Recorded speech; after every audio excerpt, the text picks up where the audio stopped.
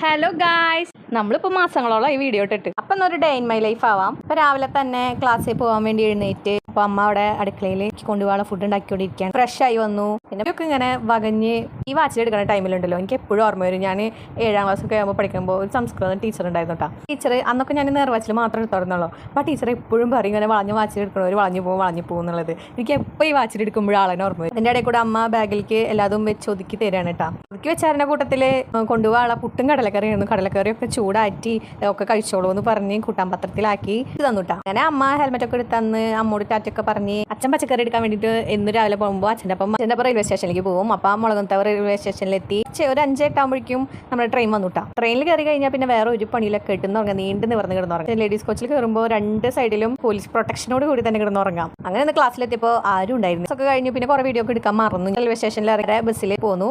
ഉച്ചയ്ക്ക് എത്തിയപ്പോഴേക്കും നന്നായി ക്ഷീണിച്ചു. ഫുഡ് കഴിച്ചു